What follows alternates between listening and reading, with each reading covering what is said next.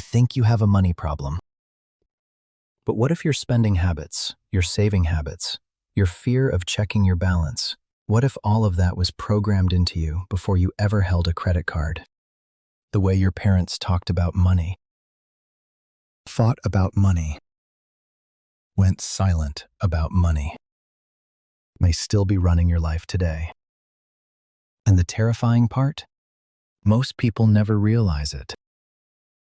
There are 4 money scripts, emotional blueprints, that people inherit in childhood. And one of them is probably the reason you feel stuck right now. Stay with me. Here's something that behavioral psychologists have known for decades, but that almost no personal finance content ever talks about. Money is not a logical subject. It never was. Money is an emotional subject that we've dressed up in spreadsheets. From the moment you were born, you were absorbing information about money, not from textbooks, not from YouTube videos, from the emotional atmosphere of your home. Did your parents argue when bills came in? Did they go quiet? Did they spend lavishly when things were good, and then suddenly there was nothing? Did they treat wealth as something other people had, and people like you didn't? Your brain cataloged all of it. And it built a story, a script, about what money means, what it does to people, whether you deserve it, and whether it's even safe to have.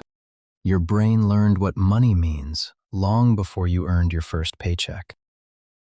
Researchers call these money scripts. They're subconscious belief systems, and they drive financial behavior more than income, more than education, more than any budgeting app you've ever downloaded. There are 4 of them. And I want you to find yourself in at least one of these, because that recognition, that's the beginning of actually changing. Script 1, money avoidance. And it comes from a childhood where money was attached to conflict, to shame, or to moral judgment. Maybe you grew up hearing that rich people were greedy, that wanting more was selfish, that money was the root of problems, not a tool. Or maybe the household just carried a low-level dread around finances, a tension that nobody named, but everybody felt. Fast forward to adulthood, and this person doesn't open their bank statements. They undercharge for their work. They procrastinate on investing. They feel vaguely guilty when they earn more than expected. They're not irresponsible. They're responding to an emotional equation they learned before they could do math. Some people don't sabotage money because they're lazy. They sabotage it because deep down, wealth feels morally wrong. If part of you whispered, "That's me," keep watching. Script 2, money worship. This is the one our culture rewards, the endless grind, the ambition, the hustle. But here's where it starts. Often this script comes from emotional deprivation in childhood. Not always financial, sometimes just emotional. A home where love felt conditional, where security felt fragile, where the message, spoken or not, was, "If we just had more, things would be okay." So the child grows up and becomes the person who can never earn enough, who buys things for the dopamine hit, not the object, who wakes up at 4 a.m. not because they love the work, but because stopping feels terrifying. Because somewhere in their nervous system, resting still feels like falling behind. And enough is a feeling they've never actually felt. They aren't chasing wealth, they're chasing the feeling they never got growing up. The money is just the closest thing they've found to it. Script 3, money status. This one is loud, it's visible, it's everywhere on your feed.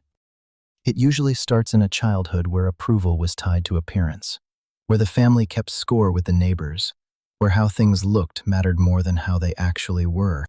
Maybe you had parents who cared deeply about what other people thought. Maybe you were in a social environment where status was the currency, and you didn't have enough of it. So you grew up with a deep, sometimes unconscious belief. Looking successful is being successful. This is the person financing a car they can't afford, wearing brands that are eating their rent, turning down experiences they actually want because they can't afford the version that looks right. They are financially anxious, behind an aesthetic of confidence. Some people go broke trying to look like they already made it. And the cruel thing about this script? The approval they're buying never actually fills the gap. Because the gap isn't about money. It never was. Script 4, and this one is the one I want you to sit with. Money vigilance. This comes from a childhood of financial instability, unpredictability.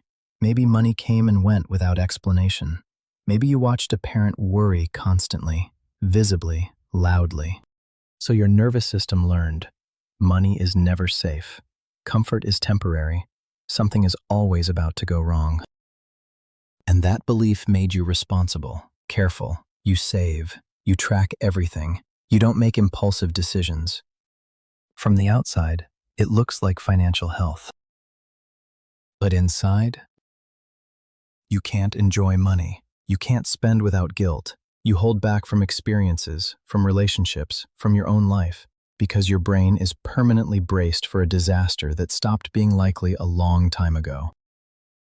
Even when they're financially safe, their nervous system still thinks they're in danger. You built a fortress around your finances, and now you're living inside it. Now, I don't want to leave you inside the diagnosis. Because here's the thing about scripts. They're learned, which means they can be unlearned, not instantly, not through one video, but that process, that actual change, starts with exactly what just happened. Recognition. The moment you can name the pattern, you create space between you and it. Before that recognition, the script runs automatically. You avoid the bill, you buy the thing, you check the balance for the 4th time. You don't even question it.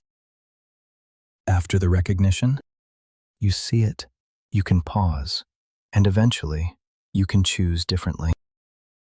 Your money habits are not your identity. They are responses, survival strategies, things a younger version of you developed to cope with an environment you didn't choose. They were never about money. They were about safety, love, belonging, enoughness.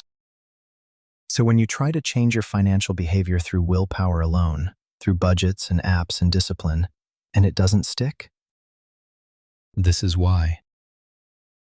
Because you haven't addressed what the behavior was actually protecting. The work, the real work, is understanding what your nervous system learned and giving it new evidence. Not just telling yourself to be better with money, but showing your brain that it's actually safe now. A script can be rewritten, but only once you know you're reading from one.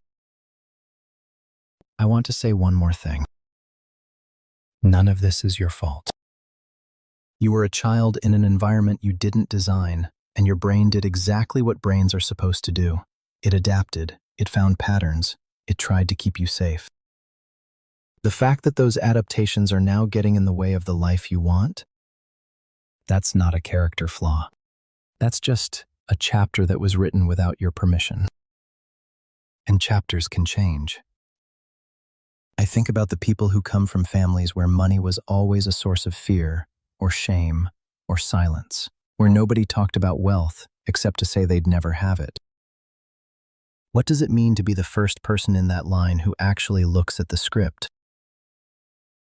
Maybe the goal isn't becoming rich overnight. Maybe the goal is becoming the first person in your family to heal their relationship with money.